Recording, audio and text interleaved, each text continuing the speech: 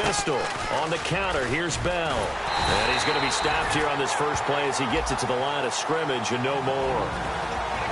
A couple of Chiefs there to bring him down. The wide receivers, often a very, very talented group, and that's the case here. And they don't mind showcasing it either. Those guys love to be flashy, love to make big plays out in the open field. They will attempt to do so in this game.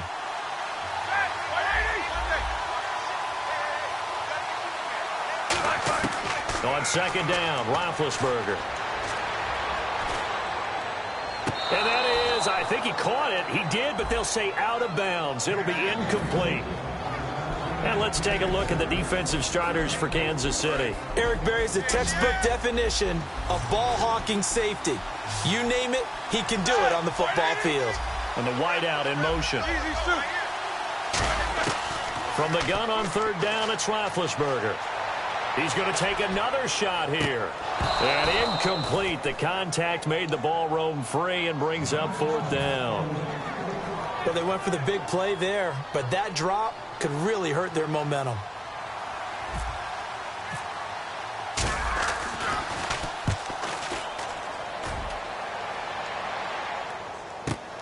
This is taken at about the 14. Well, he wasn't too far from breaking that. Officially given 15. And it's Chiefs football. 1st and 10.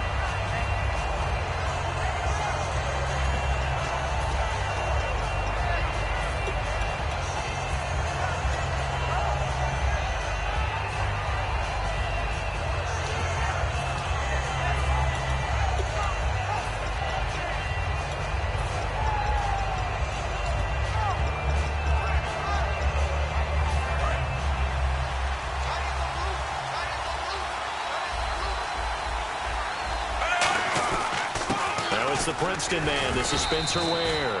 5 yards is the tally on first down. That brings up 2nd and 5. And certainly a key cog in this offensive wheel is Jeremy Maclin. You've just got to find ways to get him the ball, whether you put him in the slot or put him out on the perimeter.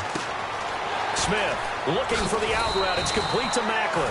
A nice pickup there of 11 yards, and it'll move the sticks. That was a nice completion on an out route, and those types of plays are the result of arm strength by the quarterback and timing by the receiver. They'll run now with Ware. And he's got it across midfield and down to about the 47-yard line. 7 yards on the pickup there, and it'll leave him with a 2nd and 3. Some runs are blocked so well, you almost forget that someone has to carry the ball to gain the yardage. The leverage by the offensive line to create space up front, really well done. Smith trying to fight his tight end, Kelsey, and it's intercepted. Picked off by Bud Dupree. Brandon, this is a veteran quarterback back there. He should know better than to make a throw like this. This is definitely not his best ball, and I think he knew this was trouble the second it was leaving his hand. They'll run it now out of the gun. And a minimal gain here as he's up to about the 47-yard line. 3 yards on the pickup there, and it'll be 2nd down. We always like to talk about defense in terms of levels. First-level defensive line, second-level linebackers, third-level defensive backs. On that run, that was what we call a first-level run, and it was stopped by a second-level player.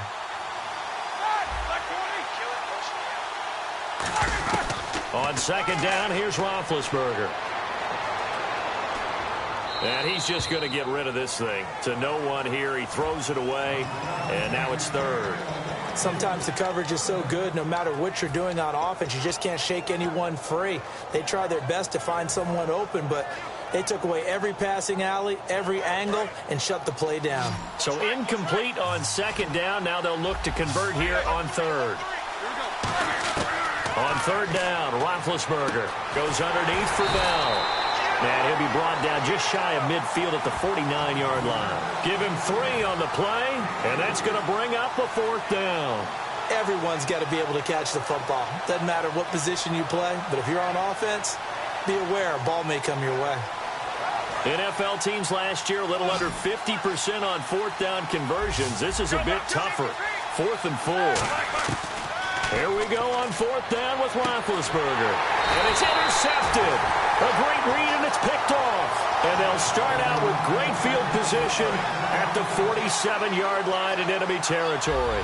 Now the Chiefs offense, they get ready to head on the field. And following the interception, we'll see what they can put together on this drive. I hear my old college coach right now. He always used to tell us before every game, the team making the fewest mistakes will win. What they're hoping is that last mistake is their only one of the game. Coaches, that's all they talk about, turnovers, right? Minimizing those and maximizing opportunities. On the run, it's Ware. And he'll take this down just shy of the 25-yard line. It's a pickup of 4, and it'll bring up second down. Not a run that you're going to write home about, but still a good first down run. That's what an offense calls staying on schedule. 3 to 4 yards on first down, you're set up very well for the rest of the drive. On second down, here's Smith looking for his running back, and he's got it. And they'll be inside the 25 now at the 24. Give him 2 yards on that play, and they're going to have a third down. And now a peek at the starters on the defensive side.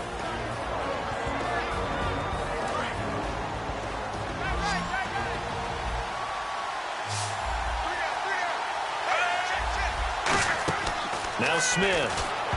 And that is incomplete. He was trying to get it off to Jamal Charles there. And it's 4th and 4. And I think the end result, knocking the ball away, was a product of understanding where they were on the field, understanding how many yards they needed to pick up the first down, and tightening their coverage accordingly. Gave them no gaps, no spaces, no real air in which to catch the football, and end up making a really nice play. So a good kick there, and they finish off the drive with 3. And that should be the goal for an offense, finish each drive with points. So that's a nice job there to come away with at least something. And he'll get it up past the 20 to the 22-yard line. The Steelers offense now, they head back onto the field.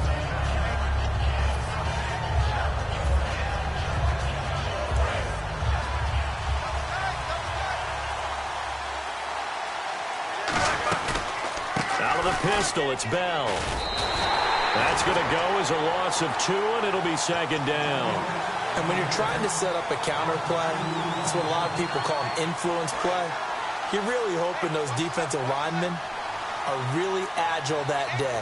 If they stayed out late the night before the game and they're not moving as fast, it's a lousy call because that means they're just going to sit in the hole that you have to create just by the movement of your offensive line. And there they got the ball to the outer third of the field, but tackled behind the line of scrimmage. Yeah, things get stacked up in there if they don't move as well as you want them to, and probably just trying to escape and couldn't get away.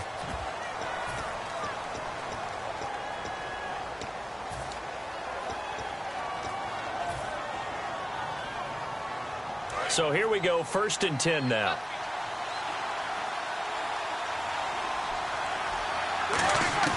On first down, it's Roethlisberger. This is caught by Antonio Brown. And able to get this one across the 45 before he's brought down. And connection number 1 there on the game, Roethlisberger to Boney Tony. Antonio Brown, that's what his high school teammates used to call him. I wonder what they would call him now. More muscular, more successful Boney Tony Brown, right? I'd say you're probably right. It may be all of that. They'll still call him Boney Tony, but Ben Roethlisberger calls him my number 1 target. Give him 11 yards that time and a new set of downs. And now the passing game here in the second quarter starting to heat up a little bit. Don't you feel the rhythm starting to happen, right? You see it now. The confidence is starting to rise. I think now as a play caller, because that has happened, you lean on it a little bit more. You don't go totally away from running the football, but you do say, guess what? We can throw it. We can throw it well with a whole lot of confidence. And he gets us down inside the 35 before going out of bounds. When you see zone defense and you know you've got a drag route on as your primary call, you've got to be really careful as a passer about how far you let your guy go because he might wander into some tough coverage. To throw again is Roethlisberger. And his throw here is incomplete. Eli Rogers, the intended receiver, and it's third down. Let's give some credit to the defensive guys on that play. Able to bat that one away. Sure looked like they were trying to hit the corner route. And here comes play number 6 on this drive. An extra defensive back in the game now here for 3rd and 4. Throwing again, it's Roethlisberger. Hard throw, incomplete. I'm not sure we could spot any tendency here on this third down. They could have run it or passed it. Either one was available. They chose to try and get it through the air, but they were unsuccessful. And Boswell's kick is good. And that will tie us at 3-3. A little bit of a lower trajectory there on the deep kick, and it worked. Had to do it because he had to drive it out low because of the length of the kick. Able to do that, got it above the defense and over the post. And last year, that would have been a net gain of 5 on the return. This year, he stopped where he would have been if he had taken a knee, and that's at the 25. So now here are the Chiefs as their offense makes their way back out onto the field. And after the field goal last time, let's see what they can get here. At least they got points out of the last drive, Charles. I've never met an offensive coach that didn't want to drive to end with a kick. Most of them wanted to end with a PAT, right? In this case, a field goal, they'll take it. Way better than the alternative, which is a punt. Yeah, but you met fan bases that wanted that, that weren't happy with that field goal. I haven't met a fan base yet that wants to drive to end with a kick, other than the extra point. That's it. Smith, incomplete. The veteran Jeremy Maclin was the intended target, and it's third down. When you see passes knocked down by those guys I call the frustrated fullbacks, the linebackers, you know that in their zone coverage, they were able to drop, see the ball thrown, and react to it very quickly. And this is going to be incomplete. Jeremy Maclin, the intended receiver, and it brings up fourth down.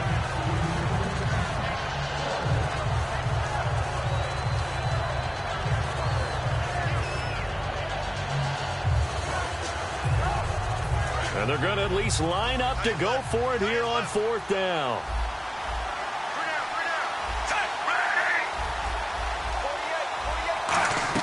They are going for it. It's Smith. Going back to Maclin. This time he's got him. Complete.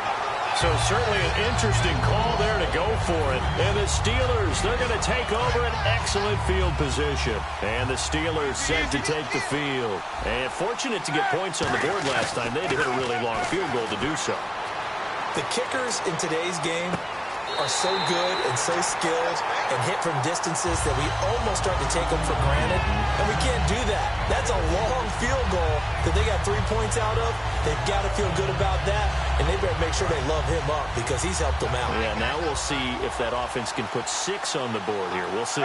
So the D-line's going to spread out. Now they'll try to sweep with Bell.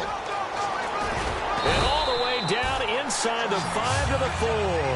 It's a really nice 15-yard pickup, and now it's first and goal. We just saw what a lot of teams call a heavy set. 3 tight ends in the game. That signifies they want to run the football. Yeah, occasionally they'll play action and throw it, but most of the time, those guys on the field means strength. And he's into the end zone. Touchdown, Steelers. Way beyond Bell. Taking it in from 4 yards out. And the Steelers have taken the lead. I know we don't talk about it enough, but the intelligence level of the guys up front blocking, the offensive linemen, maybe the smartest guys in football overall.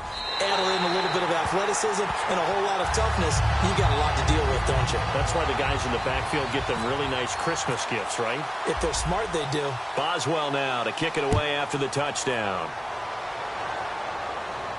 That'll be taken in the end zone.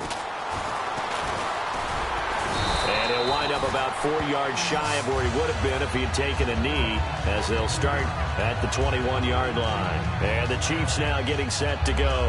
And last time this unit was out here, costly turnover, and then that turned into 6 points. They've got to make amends. And how many times have we sat in meetings with coaches and they use the term complimentary? Looking for Maclin, and it's intercepted. A great read, and it's picked off.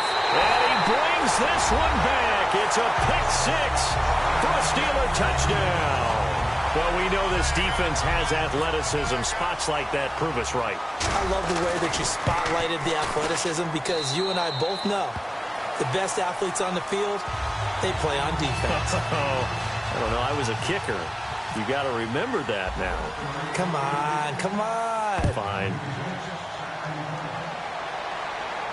That's fielded in the end zone.